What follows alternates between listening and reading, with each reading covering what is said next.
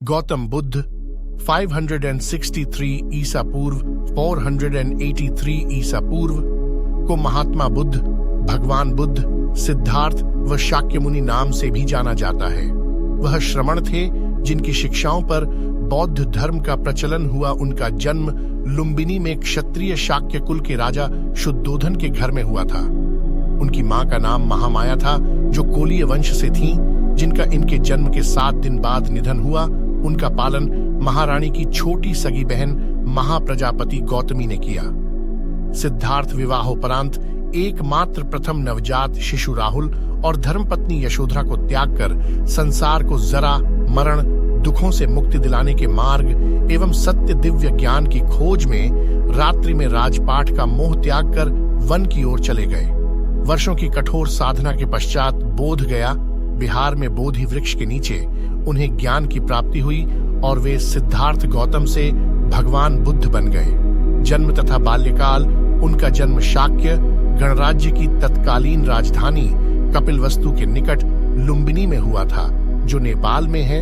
Lumbini one Nepal के तराई क्षेत्र में कपिलवस्तु और देवदह के बीच नौतनवा स्टेशन से 8 मील दूर पश्चिम में रुक्मिंदेई नामक स्थान के पास स्थित था।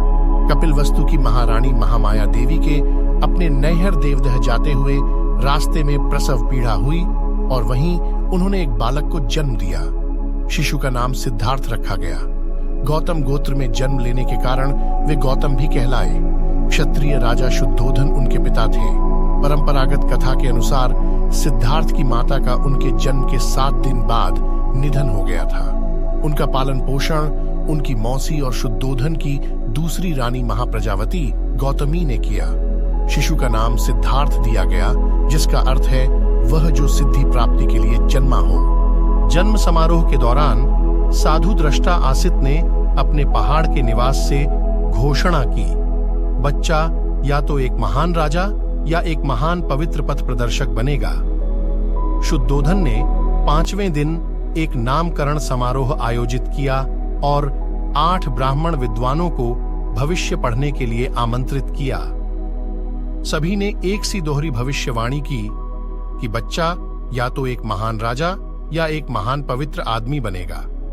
दक्षिण मध्य नेपाल में स्थित लुम्बिनी में उस स्थल पर महाराज अशोक ने 3री शताब्दी ईसा पूर्व बुद्ध के जन्म की स्मृति में एक स्तंभ बनवाया था। बुद्ध का जन्म दिवस व्यापक रूप से कई देशों में मनाया जाता है। सिद्धार्थ का मन बचपन से ही करुणा और दया का स्रोत था। इसका परिचय उनके आरंभिक जीवन की अनेक घटनाओं से पता चलता है। घुड़दौड़ में जब घोड़े दौड़ते और उनके मुंह से झाग निकलने लगता तो सिद्धार्थ उन्हें थका जानकर वहीं रोक देता और जीती हुई बाजी हार जाता। खेल में भी सिद्धार्थ को खुद हार जाना पसंद था, क्योंकि किसी को हराना और किसी का दुखी होना उससे नहीं देखा जाता था। सिद्धार्थ ने चचेरे भाई देवदत्त द्वारा तीर से घायल किए गए हंस की सहायता की और उसके प्राणों की रक्षा की। शिक्षा एवं विवाह सिद्धार्थ ने राजकाज और युद्ध विद्या की भी शिक्षा ली। कुश्ती, घुड़दौड़, तीर कमान, रथ हाँकने में कोई उसकी बराबरी नहीं कर पाता। 16 वर्ष की उम्र में सिद्धार्थ का कन्या यशोधरा के साथ विवाह हुआ। पिता द्वारा रथुओं के अनुरूप बनाए गए वैभवशाली और समस्त भोगों से युक्त महल में वे यशोधरा के साथ रहने लगे, जहां उनके पुत्र राहुल का जन्म हुआ। लेकिन विवाह के बाद उनका मन वैराग्य में चला और सम्यक सुख शांति के लिए उन्होंने अपने परिवार का त्याग कर दिया। विरक्ति राजा शुद्धोधन ने सिद्धार्थ के लिए भोग विलास का भरपूर प्रबंध कर दिया। 3 रथुओं के लायक 3 सुंदर महल बनवा दिए। वहां पर नाच गान और मनोरंजन की सारी सामग्री जुटा दी गई। दास दासी उसकी सेवा में रख दिए गए। पर ये सब चीजें सिद्धार्थ को संसार में बांधकर नहीं रख सकीं। वसंत ऋतु में एक दिन सिद्धार्थ बगीचे की सैर पर निकले। उन्हें सड़क पर एक बूढ़ा आदमी दिखाई दिया। उसके दांत टूट गए थे, बाल पक गए थे, शरीर टेढ़ा हो गया था।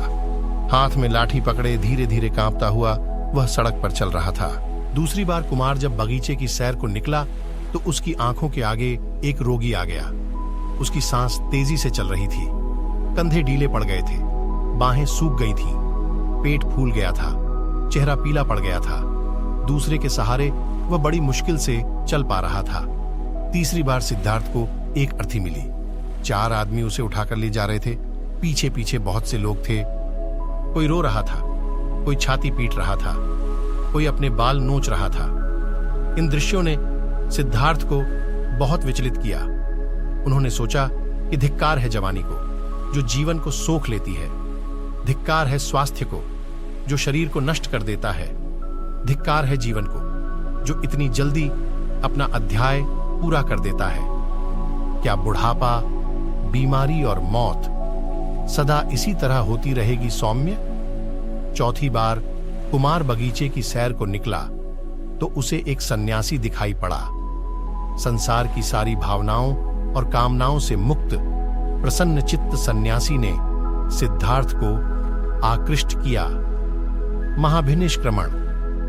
सुंदर पत्नी यशोधरा, दुधामुहे राहुल और कपिलवस्तु जैसे राज्य का मोह छोड़कर सिद्धार्थ तपस्या के लिए चल पड़े। वह राजगृह पहुंचे, वहां भिक्षा मांगी। सिद्धार्थ घूमते घूमते आलार कालाम और उद्दक रामपुत्र के पास पहुंचे। उनसे योग साधना सीखी, समाधि लगाना सीखा, पर उससे उसे संतोष नहीं हुआ। वह उरुवेला पहुंचे और वहां पर तरह तरह से तपस्या करने लगे। सिद्धार्थ ने पहले तो केवल तिल चावल खाकर तपस्या शुरू की, बाद में कोई भी आहार लेना बंद कर दिया। शरीर सूख कर कांटा हो गया। 6 साल बीत गए तपस्या करते हुए। सिद्धार्थ की तपस्या सफल नहीं हुई। शांति हेतु बुद्ध का मध्यम मार्ग। एक दिन कुछ स्त्रियां किसी नगर से लौटती हुई वहां से निकली जहां सिद्धार्थ तपस्या कर रहा थे। उनका एक गीत सिद्धार्थ के कान में पड़ा। वीणा के तारों को ढीला मत छोड़ दो। ढीला छोड़ देने से उनका सुरीला स्वर नहीं निकलेगा, पर तारों को इतना कसो भी मत कि वे टूट जाएं। बात सिद्धार्थ को झंझ गई। वह मान गए कि नियमित आहार विहार से ही योग सिद्ध होता है। अति किसी बात की अच्छी नहीं। किसी भी प्राप्ति के लिए मध्यम मार्ग ही ठीक होता है और इसके लिए कठोर तपस्या करनी पड़ती है। ज्ञान की प्राप्ति बुद्ध के प्रथम गुरु आलार कलाम थे, जिनसे उन्होंने संन्यास काल में शिक्षा प्राप्त की। 35 वर्ष की आयु में वैशाखी पूर्णिमा के दिन सिद्धार्थ पीपल वृक्ष के नीचे ध्यानस्थ थे। बुद्ध ने बोधगया में निरंजना नदी के तट पर कठोर तपस्या की तथा सुजाता नामक लड़की के हाथों खीर खाकर उपवास तोड़ा। समीपवर्ती गांव की एक स्त्री सुजाता को पुत्र हुआ। वह बेटे के लिए एक पीपल वृक्ष से मन्नत पूरी करने के लिए सोने के थाल में गाय के दूध की खीर भरकर पहुंची। सिद्धार्थ वहां बैठा ध्यान कर रहा था। उसे लगा कि वृक्ष देवता ही मानो पूजा लेने के लिए शरीर धरकर बैठे हैं। सुजाता ने बड़े आदर से सिद्धार्थ को खीर भेंट की और कहा, जैसे मेरी मनोकामना पूरी हुई उसी तरह आपकी भी हो।